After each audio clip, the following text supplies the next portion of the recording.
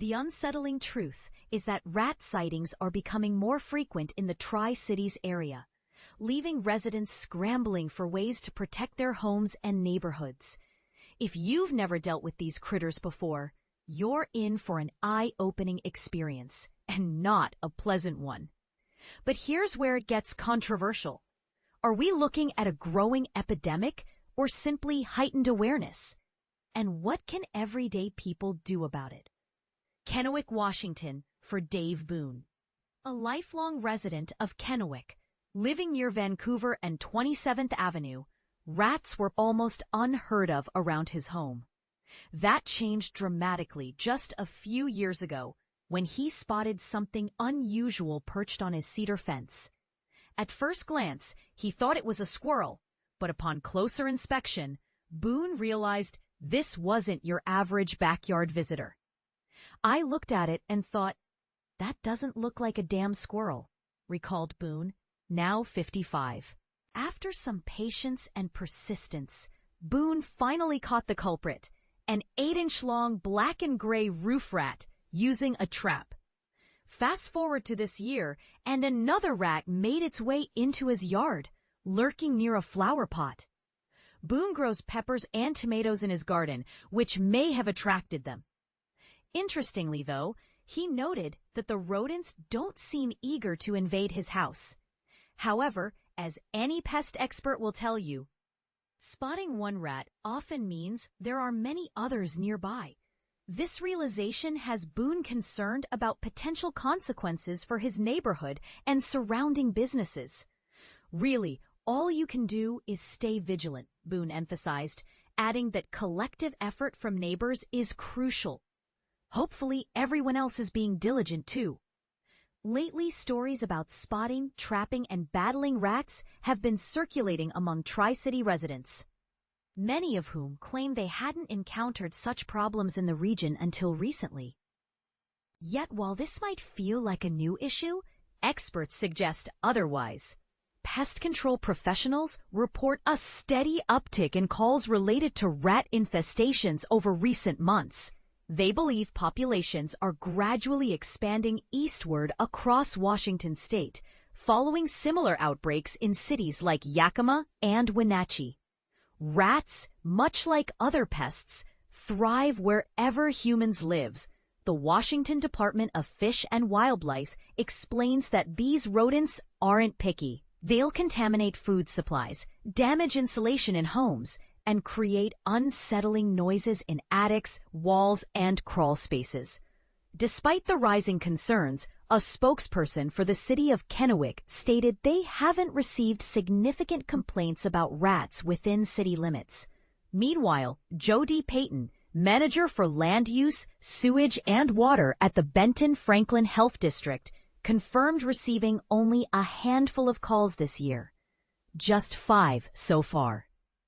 She reassured residents that rats aren't a novel problem for the Tri-Cities, explaining that dense areas with high levels of trash and waste tend to attract these unwanted guests. "We're seeing a lot of construction happening right now," Payton explained. "As habitats are disturbed, rats relocate, searching for food and shelter elsewhere.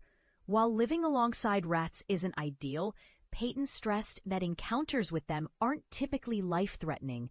However, she did caution that diseases transmitted through rat bites, feces, ticks, and fleas pose a small but real risk. Hantavirus pulmonary syndrome, for instance, is a rare yet serious respiratory illness linked to inhaling dust contaminated by rodent droppings and urine.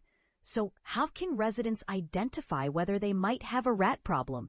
Payton recommends evaluating factors like extended absences from home, accessible pet food, unkempt hedges, or bird feeders left unattended. Austin Miller, account manager at Point Pest Control in the Tri-Cities, advises calling in professionals if consistent activity is observed in yards or homes.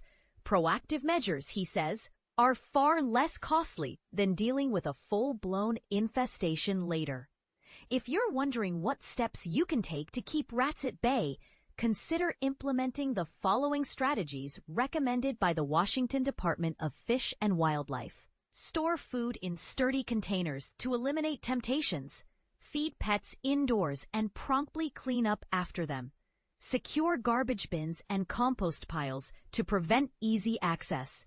Maintain bird feeders and harvest fruit from trees and bushes regularly. Trim shrubs and vegetation at least 3 feet away from your home's exterior. Block access to water sources and seal gaps leading into buildings. Use steel wool, caulk, or metal sheeting to close off small openings, as rats can squeeze through spaces as tiny as a $50 coin.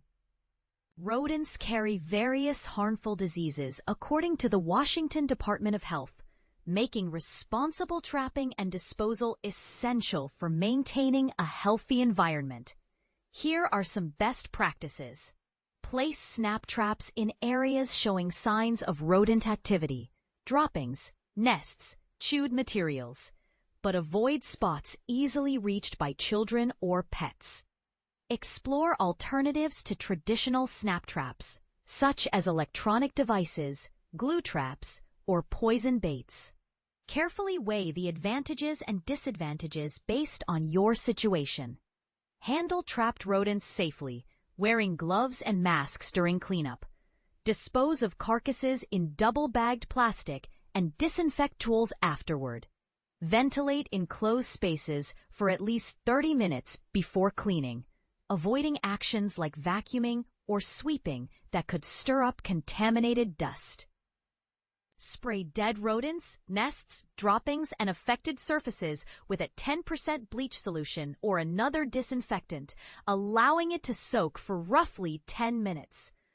Wipe down contaminated areas with disposable materials like paper towels, then place everything in sealed bags for proper disposal. And this is the part most people miss.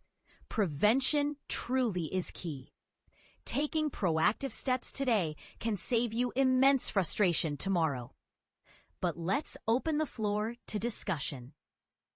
Do you think the rise in rat sightings reflects actual population growth, or are we simply paying more attention? Could urban development be driving this trend, or does human behavior play a bigger role? Share your thoughts in the comments below.